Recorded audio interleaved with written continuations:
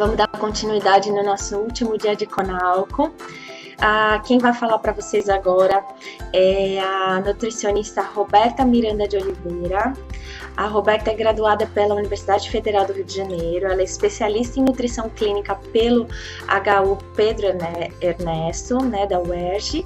Ela é pós-graduanda em gastronomia aplicada à nutrição e formada em terapia floral pela Healing Herbs.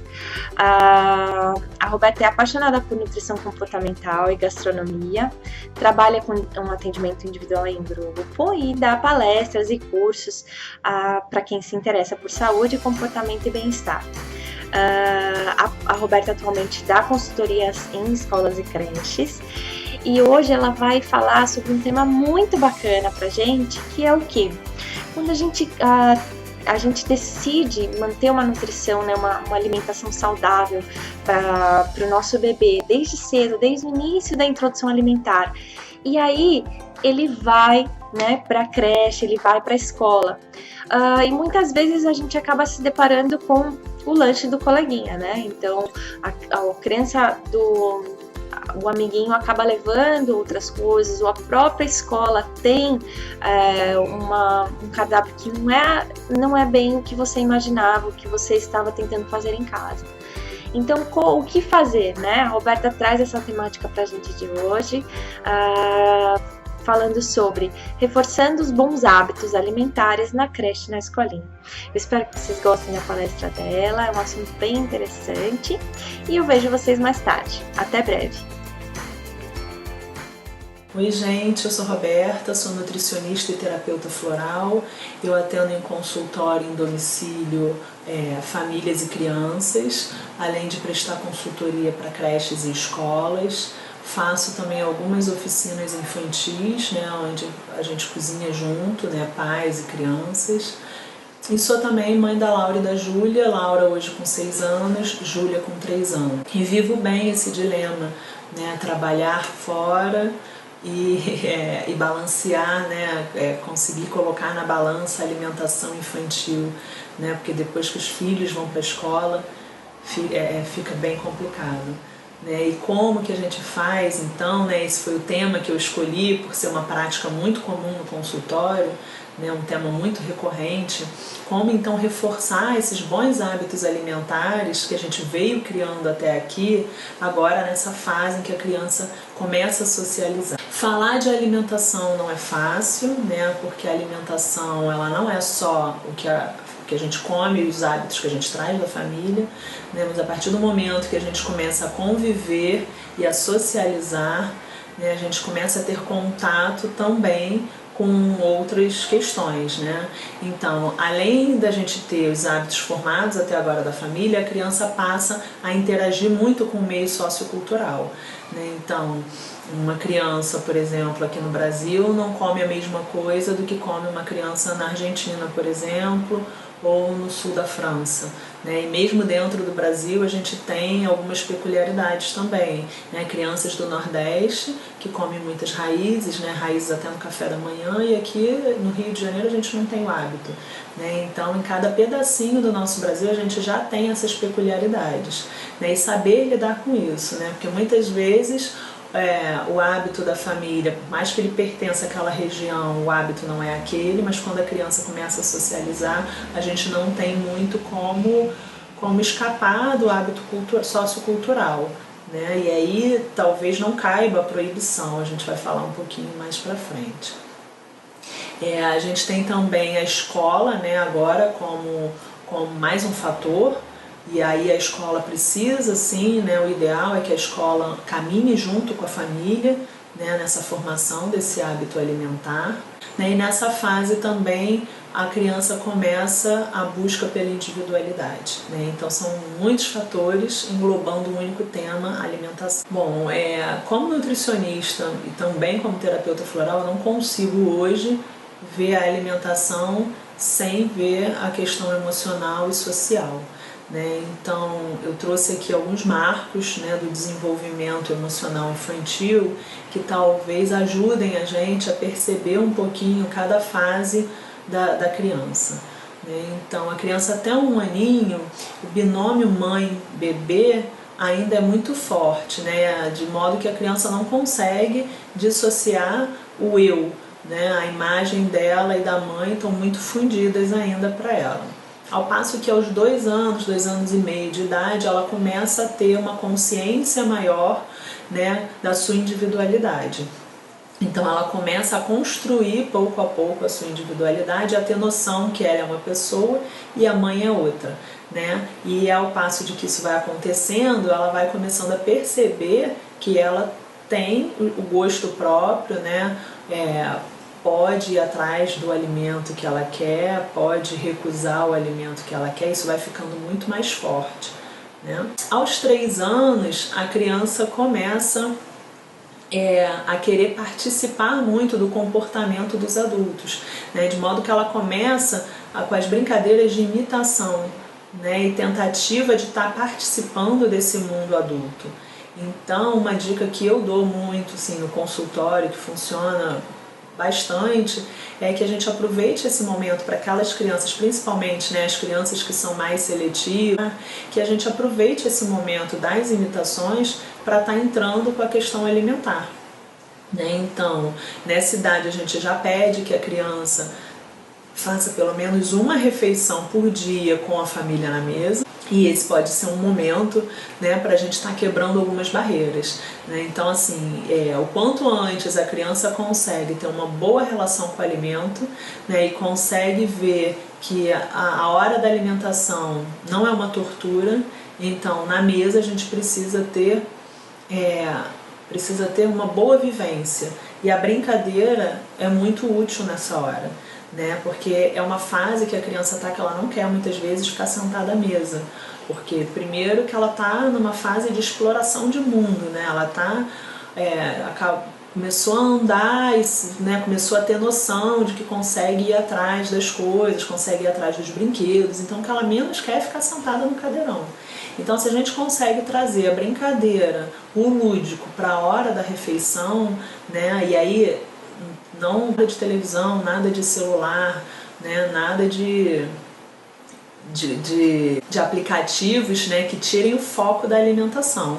Então, assim, a brincadeira é livre desde que ela inclua o alimento e que a criança consiga perceber de fato o que ela está consumindo, né? Então, vamos aproveitar esse momento para isso, né? Então, uma das brincadeiras que eu falo para fazer no consultório, e faço até hoje em casa, dá muito certo com as crianças quando tem um novo alimento, né, é pedir que primeiro eu começo, né, com os adultos, né? Então a gente fecha os olhos, coloca o alimento novo na colher e aí pode também misturar com um alimento já conhecido da criança, né, de imediato, só para não ter aquela recusa imediata. E aí a gente pede, bota na boca, né? E aí a gente primeiro adivinha o alimento, né? E aí se não adivinhar também não tem problema, porque isso vai criando uma empatia com a criança, né? E a criança vai passando a confiar e vai vendo que o adulto também erra, que o adulto também tem preferências, e isso é muito saudável, né? Quando a gente está querendo criar uma relação respeitosa, né, com o alimento. E aí, a partir daí, a gente pede para que a criança faça o mesmo. Então, a gente tampa os olhos da criança, né, leva a colher, o garfo, a boca com o alimento e pede que ela adivinhe o que tem na colher, né? E aí, a gente não necessariamente precisa estar oferecendo só o alimento, só o novo alimento. A gente pode colocar um alimento já conhecido pela criança com um alimento novo, né, para que ela não tenha aquela recusa de imediato e vá se acostumando ao sabor do novo alimento. E aí aos pouquinhos a gente vai, né, conforme vai dando as colheradas na brincadeira, a gente vai tirando o alimento já conhecido e deixando só o alimento novo. Tá? Isso para crianças seletivas e para crianças que têm problema com novos alimentos, tá? Que é nessa idade dos 2 anos, né, por volta dos 2 anos, que começa a recusa alimentar e a neofobia, tá? Que a gente vai falar um pouquinho mais à frente. Fase pré-escolar, de 3 a 6 anos, tá? Temos conquistas super importantes, né, de habilidades, então onde as crianças começam a estar com um vocabulário muito maior, muito mais extenso, né, e conseguem verbalizar muito mais o que querem, né, então aproveitar isso também na alimentação, né, estimular que a criança fale o alimento, fale o nome, né, do que está sendo oferecido a ela, que a gente mostre muitas vezes o mesmo alimento para ela conseguir identificar aquele alimento ali como não sendo mais um novo alimento, né, como sendo um alimento conhecido. E tem também a questão da socialização, né? Então a criança que antes não dividia brinquedo, não brincava em grupo, ela passa a sociabilizar, né? E isso é muito importante na questão alimentar, né? Porque muitas das vezes a criança, quando vê todo um grupo consumindo um alimento, é muito mais fácil da gente estimular que aquela criança consuma também o alimento, né? Porque ela é um dos pontos que a gente vai falar agora, né? Um dos importantes marcos dessa idade é o pertencimento ao grupo. Então a criança começa a querer fazer parte do grupo e a querer ser aceita pelo grupo, né? E aí é muito importante para ela estar consumindo os mesmos alimentos que o grupo está consumindo, tá? Então a gente pede, né? Uma das questões da educação nutricional é não estar proibindo, né, que a criança troque lanches e que a criança prove o alimento do amiguinho, né, porque isso pode gerar sim uma maior vontade, né, por aquele alimento, ao passo de que se a gente deixa e se ela tem bons hábitos, né, que já vieram de casa, possivelmente esse alimento vai ser só provado e não vai ter grandes problemas, tá? Eu trouxe aqui um estudo, né, onde é feito pela Unifesp em 2005, onde a gente teve a comprovação, né, de que de fato a TV influencia sobre a escolha alimentar, né, das nossas crianças. Esse estudo ele mostrou que a cada 10 minutos de exibição, 1 minuto tinha como objetivo estar estimulando o consumo de produtos alimentícios ricos em açúcar refinado e em gordura saturada e gordura trans, né, que são as piores gorduras que tem para a nossa saúde. Segundo a OMS, apenas 30 segundos, né, no estudo mostrava que tinha 1 minuto de exibição, mas segundo a OMS, apenas 30 segundos de propaganda já seriam suficientes para estar exercendo influência sobre as nossas crianças, né? Então é um problema também, né, na educação nutricional, porque as crianças estão constantemente em contato com a televisão e com esses produtos ali, né, por mais que elas não tenham contato, né, que a gente não traga esses alimentos para casa, elas estão tendo contato e aquelas mensagens ali subliminares estão ficando na cabeça da criança, né? E aí quando ela vê o produto, ela de imediato já associa aquele prazer que ela viu lá na televisão, né? Então é um caso a se pensar e é sério mesmo quando a gente fala de educação nutricional, tá? Bom, então entrando na questão alimentar propriamente dita, né, aqui eu trouxe um slide onde a gente trabalha um pouquinho a janela da oportunidade, né? Então são os 1000 dias da criança, onde a gente tem a formação do paladar, né, e que hoje a gente está lá no finalzinho dele, né? Então já fechando essa formação de paladar, né? Então a gente sabe que desde a gestação a gente já está passando informação, né, para a formação de paladar da nossa criança, continuando ainda na amamentação, na fase de introdução alimentar, e hoje a gente já tem a criança sentada à mesa com a gente, onde toda a família então precisa ser trabalhada e precisa ter os seus hábitos bem trabalhados, né? E temos agora a escola também como parceiro nessa formação do paladar da criança, né? E aí, se a gente quer uma criança que tenha uma boa nutrição, que tenha, né, uma boa relação com a comida, a gente precisa estar ainda trabalhando e estimulando bons hábitos, né? Então, bons hábitos são criados ao longo da vida, e quanto antes a gente começa, melhor. Eu trouxe um pouquinho para a gente conversar sobre a seletividade alimentar e sobre a neofobia, né? Então, assim, muito comum na cidade, tá? A seletividade alimentar, né, ela aparece por volta de 1 ano e meio, 2 anos, mas pode se estender. Tá? É a fase onde ocorre a recusa alimentar, né? Então a criança passa a recusar o alimento mesmo, né? Mesmo aqueles alimentos que eram bem aceitos pela criança, ela passa a recusar, né? E aí a mãe fica sem entender nada, o pai fica sem entender nada, tá? Mas é uma fase também de pouco apetite, né? E de desinteresse mesmo pelo alimento. Então, assim, se a gente presta atenção um pouco, né, na questão comportamental, né, na questão emocional da criança, né, pelo momento que ela está passando, a gente talvez entenda isso, né, porque a criança ela está numa fase que recém começou a andar, recém começou a explorar o mundo, né, então o que menos interessa para ela é o alimento. Ela já sabe que ela pode ir atrás do brinquedo e que ela pode subir a escada e que ela pode, né, ir atrás, ligar a televisão e botar o banquinho para subir no armário, já pode explorar o mundo sozinha, né? Então o alimento passa a não ser visto com tanto prazer como era.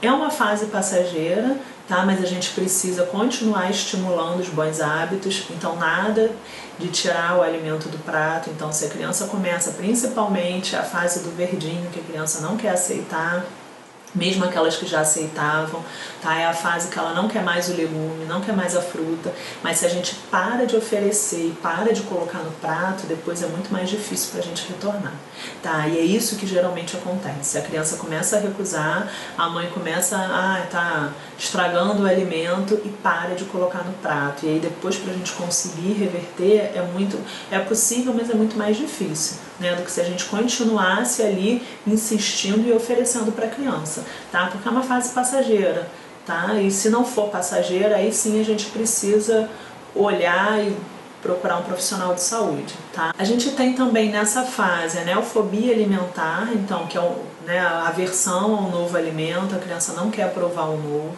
e aí a gente precisa também de uma educação nutricional, também em geral é uma fase passageira, mas a gente precisa o tempo todo estar estimulando, tá? Então, todo alimento que é desconhecido, assim como na alimentação, nas outras fases da vida também, né? Então, andar de bicicleta, muitas crianças morrem de medo de andar de bicicleta sem rodinha. Por quê? Porque é o novo, né? É o desconhecido. Então, por isso que a gente pede, né? A educação nutricional não é só provar o alimento, mas é a gente estar trazendo outras maneiras de aproximar o alimento da criança, né? Então, através de histórias, através de criar uma hortinha em casa, ir à feira, né, fazer desenhos de alimento, fazer jogos de alimento, tudo isso ajuda muito na criança que está numa fase seletiva ou na criança que tem neofobia alimentar. Tá? Bom, mas na prática, né, de que maneira que eu posso estar estimulando esses bons hábitos, né, dando continuidade a esses bons hábitos? Então, o primeiro passo assim, que eu acho que é fundamental é eu ter certeza, né, que eu estou fazendo o melhor para o meu filho e para toda a minha família.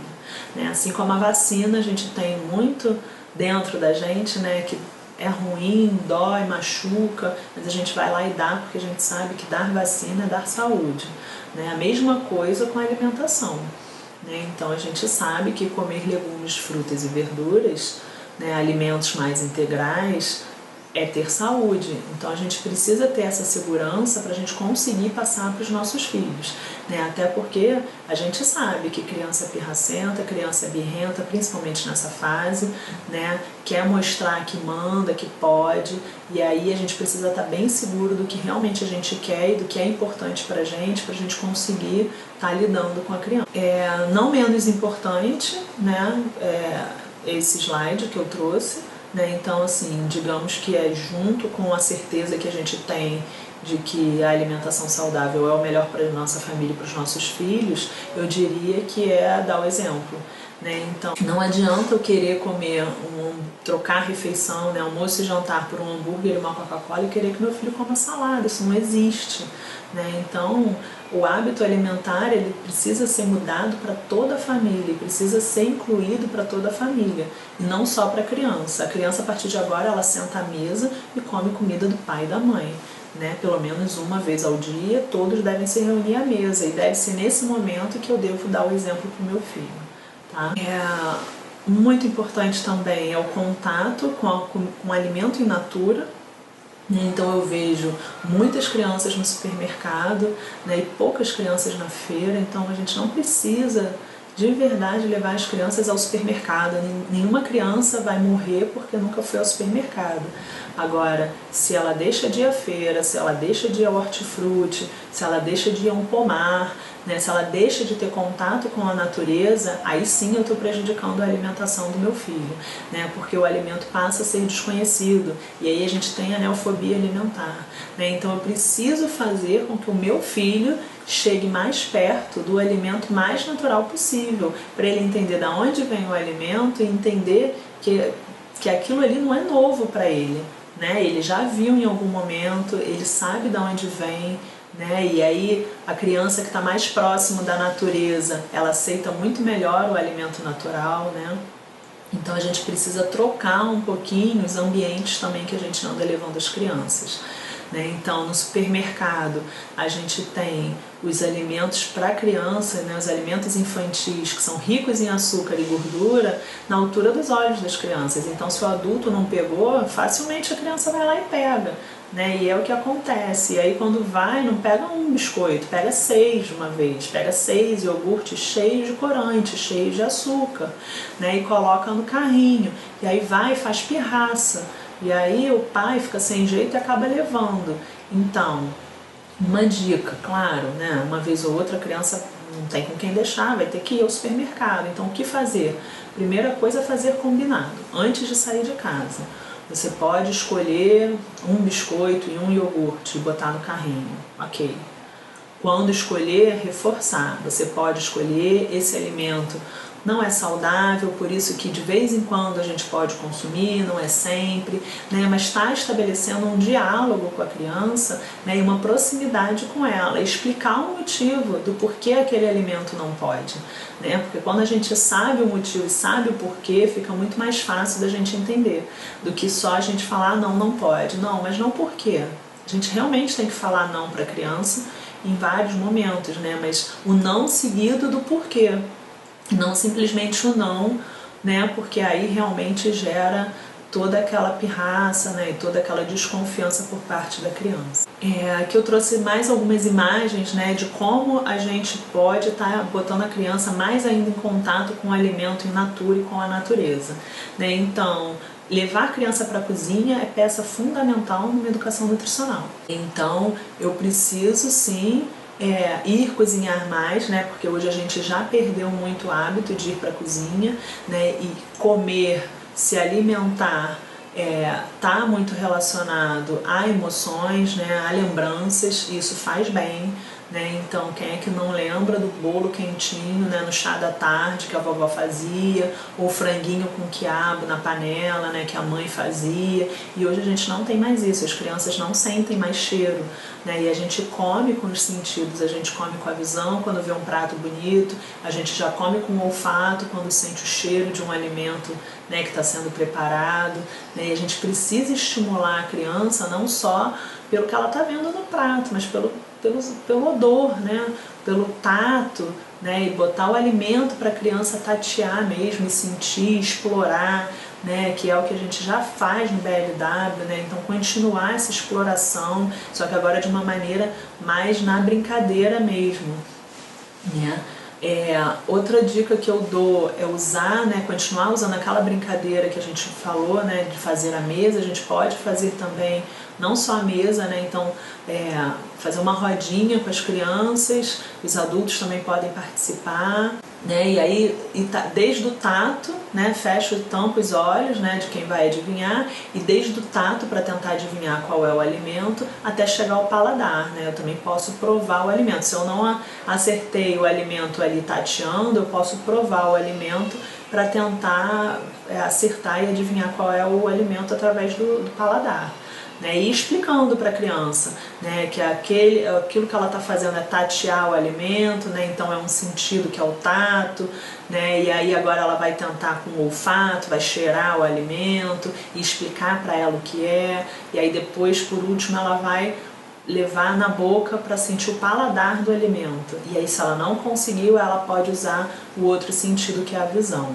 Essa brincadeira é muito legal e costuma aproximar muito as crianças do alimento. Tá? Outra coisa que eu sugiro também é fazer com que a criança ela possa, né, porque as crianças nessa idade elas têm muita resistência ao alimento azedo e amargo, né? O paladar doce ela já é inato da criança, né? Porque o leite materno é doce. né? Então a criança já nasce com a predisposição a gostar do doce. Então o que a gente precisa estar trabalhando é o gostar do azedo e do amargo. E como que a gente faz isso numa criança que nem quer provar o alimento? Né? Então uma sugestão é estar colocando potinhos, né, numa mesa, para que a criança possa, com o próprio dedo e sozinha, no tempo dela, estar provando os diferentes sabores. Né? Então eu posso colocar um pouco de açúcar, um pouco de sal, um pouco de limão, né, com gosto azedo, posso colocar um pouquinho de café pronto, né, para ela provar o amargo, né, e aí com o dedinho ela consegue botar na língua ou com uma colherzinha e aí consegue identificar os sabores. Né? E é importante mostrar para ela, cada paladar daquele ali, né, cada sabor daquele ali, ele é sentido por uma parte da língua. Né? Então, e que a gente precisa estar estimulando a língua para ela conseguir aceitar aqueles sabores. Né? Então, às vezes não é de imediato que a gente vai gostar de um sabor, a gente precisa estar trabalhando o paladar. Isso é muito legal da gente estar trabalhando com a criança, né? Porque a criança, a partir de 5, 6 anos, ela já começa a entender, né? E a gente já começa a poder ter um diálogo, né, muito mais fácil com aquela criança. E se a gente começa a falar o que realmente é importante, né, e que pra gente também, às vezes, existem alguns alimentos que a gente não gosta, ninguém é obrigado a gostar de tudo, mas que a gente precisa se permitir provar um alimento novo, né, e que a gente pode provar junto, né? Por que não? Poxa, eu não conheço também todos os alimentos, eu adoro quando eu chego na feira e tem um alimento novo que eu não conheço, e aí eu e a minha filha a gente leva para casa, né, as meninas, para provar junto. Né? E é muito legal, porque às vezes elas gostam, às vezes eu não gosto, às vezes eu gosto, às vezes elas não gostam. E essa descoberta junto acaba aproximando muito e é muito legal. Outra coisa bacana da gente fazer com as crianças é criar uma horta em casa. Né? Não tem jeito mais fácil da gente aproximar as crianças da natureza do que fazer uma horta em casa e sempre que precisar de um temperinho pedir para a criança ir lá buscar. Né? Sempre que for regar, pedir para a criança ajudar. E é muito legal, porque elas começam a querer cuidar mesmo da horta e a dar valor, né, para o alimento mais natural. Outra dica que eu trouxe é que a gente não precisa gostar de todo o alimento, né, mas a gente precisa provar um alimento. Né, e aí, nem sempre, como eu já falei, a gente gosta dele na primeira vez que a gente prova. Muitas vezes a gente precisa provar um alimento por 8, 10, 15 vezes para a gente estar habituando o nosso paladar. O nosso paladar está sempre modificando. Né? E aí a gente precisa estar também, né, a gente não precisa estar oferecendo o alimento sempre na mesma forma de preparo para aquela criança ou mesmo para o adulto. Né? A gente pode estar e deve estar diversificando as formas de preparo. Né? Então eu preciso oferecer um alimento por pelo menos 8 a 10 vezes, né, e de diferentes formas de preparo. Né? Aqui eu trouxe a cenoura. E aí a gente tem diversas formas de preparo para a cenoura, né? Então a gente pode começar para aquela criança mais seletiva num bolinho de cenoura, mas aí mostrar para aquela criança que o que tem ali é a cenoura e que a cenoura, ó, tá vendo? Ali ela tem um outro sabor, né? Que não é o mesmo sabor do que quando ela é crua ou quando ela é cozida, né? E aí a criança vai criando uma ligação maior com esse alimento e vai perdendo um pouco o medo de provar. A cenoura pode ser também crua em palitos, ela pode ser cozida, pode ser refogada, pode ser feita também no vapor, né, onde a gente tem uma menor perda de nutrientes, né, na forma cozida. Pode ser um purê de cenoura e aí a gente pode o purê misturar com outros alimentos que já são conhecidos dela, mas sempre mostrando para ela que ali tem aquele novo alimento, né? No arroz, raladinha, pode ser um suco de laranja com cenoura também, né? Então tentar oferecer o maior número de vezes, né, e sobre diversas preparações. Crianças a partir de 3 anos, a gente já pode começar a estimular uma maior responsabilidade. Né? Crianças precisam e se sentem acolhidas e amadas quando a gente começa a estimular e a dar mais responsabilidade para elas. Né? Então, uma das orientações que eu dou, né, a partir de 3 anos, as crianças já são suficientemente capazes de ajudar a fazer uma salada, né, até antes disso, né, mas a partir dos 3 anos elas já sentem necessidade de ajudar. né? Então que a gente chame as crianças para a cozinha para ajudar, por exemplo, a fazer principalmente aquele alimento de maior recusa dela, né? Que nessa idade geralmente é a salada. Ajudar a colocar a mesa também é um grande facilitador, né, e aproxima a criança da hora da alimentação. Escolher alimentos, né, então a criança ela já tem idade e já pode, né, até para ela se sentir valorizada, então ela já pode escolher o alimento, né, de modo que ela precise, que ela entenda que precisa colorir o prato, né, então a gente pode dar essa autonomia para ela, né? Ela vai se sentir mais importante, né, e valorizada, e vai passar a participar muito mais da hora da refeição, né? Então a gente já começa a estimular boas escolhas, né? Agora, uma observação: na mesa precisa ter só alimentos saudáveis, né? Então eu coloco a mesa, sento à mesa junto com a família inteira, né, e peço para que cada um, nessa idade ela ainda não tem idade para colocar o prato, mas ela tem idade já para escolher o que vai colocar no prato, né, e se sentindo assim mais valorizada e com mais vontade de estar provando aquele novo alimento.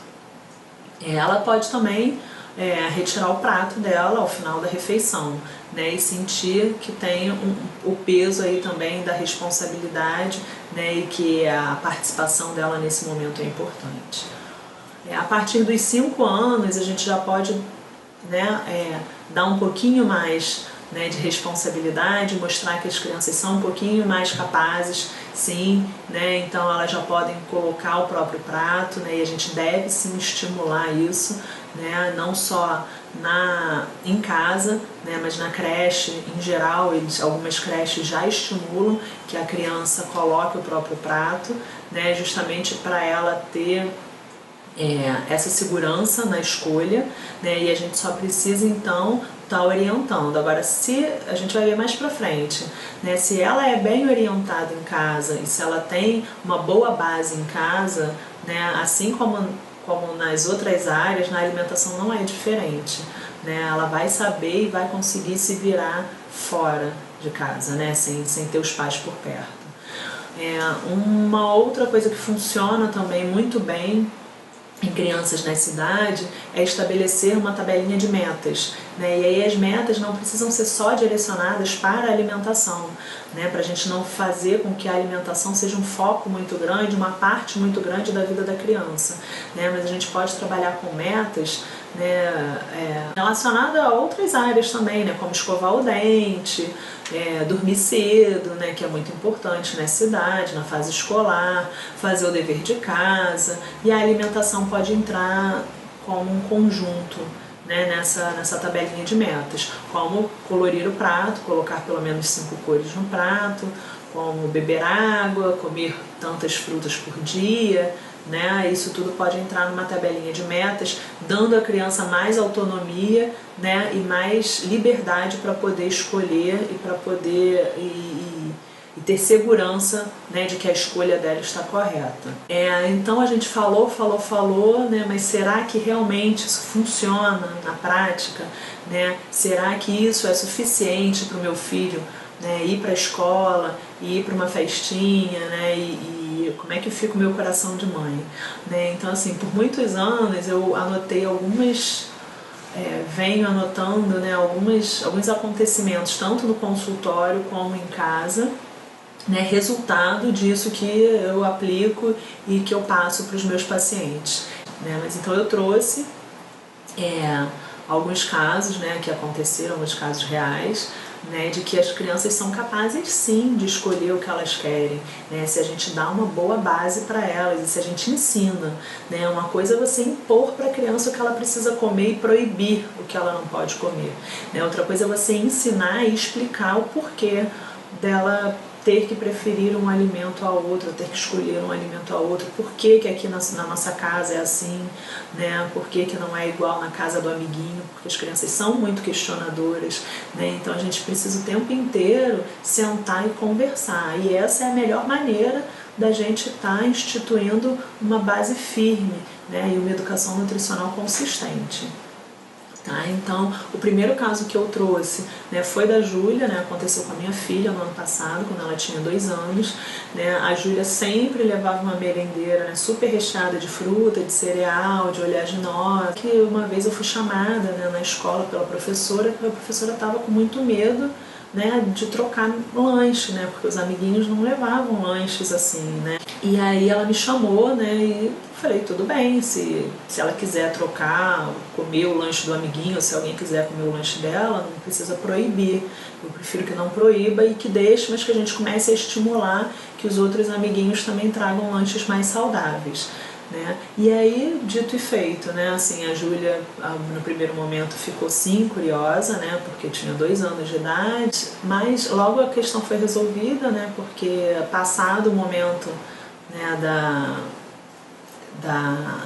da curiosidade, né? Provou o novo alimento, nunca foi proibido, então passou a ser um alimento como outro qualquer, né? E aí ela parou, não quis mais o lanche do amigo e hoje é super normal, mas ao mesmo tempo a gente começou a estimular na escola, então toda reunião de pais a gente fala um pouquinho sobre alimentação, né?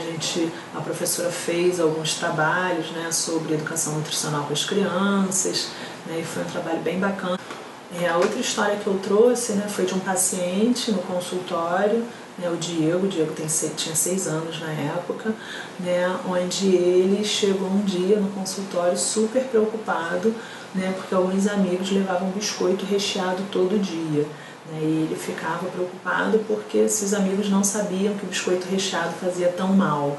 E aí a gente começou a fazer também alguns trabalhos para o Diego levar para a escola, né, para estar tentando ajudar os amigos. Né? Então, assim, claro, muitas das vezes os pais sabem e não querem ver. Né? E aí a gente precisa também aceitar, porque é uma escolha de cada um, de cada família. Né? Mas se a gente pode fazer um pedacinho, né, e fazer a nossa parte, por que não ajudar? Né? Então, vez ou outra eu pego os meus pacientes e a gente monta algum material para eles estarem levando para a escola, né, e para estar fazendo um pouquinho do trabalho, para ampliar esse trabalho de educação e consciência nutricional.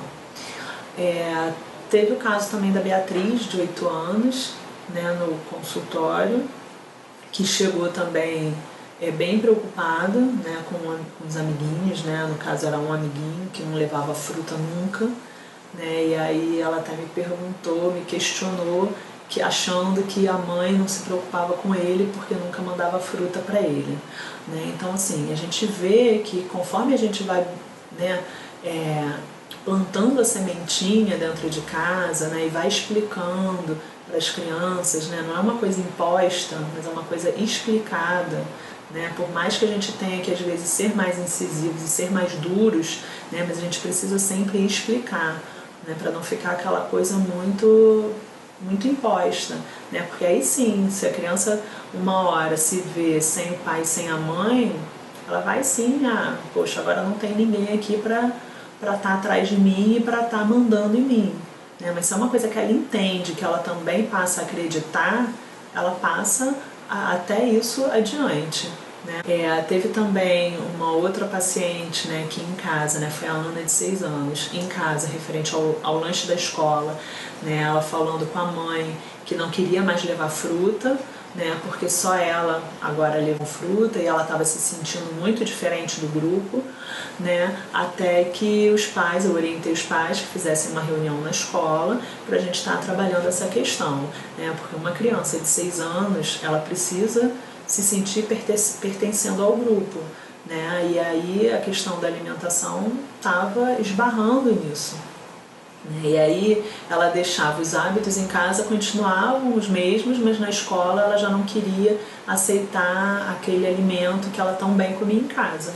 Né? Então, da onde vem o problema? Né? O problema precisa ser resolvido na escola. E aí a família foi, conversou, né, começou um projeto de educação nutricional também, e aí a questão foi resolvida e hoje várias crianças levando fruta, né, e tem, volta e meia tem algum projeto de educação nutricional lá. Agora foi a Laura, né, minha filha, quando tinha com 6 anos já, num restaurante, a gente já tinha terminado de almoçar e ela satisfeita, perguntando se podia comer só o ovo e o brócolis. né? E aí as pessoas, né, porque nesse dia a gente estava com a família, isso acaba sendo muito rotineiro meu, e às vezes eu não presto atenção, né? Porque é hábito, e quando é hábito você já é muito natural, né? Mas quando você começa a sair com outras pessoas, as pessoas reparam, e aí você vê, né, como que, poxa, valeu a pena, né?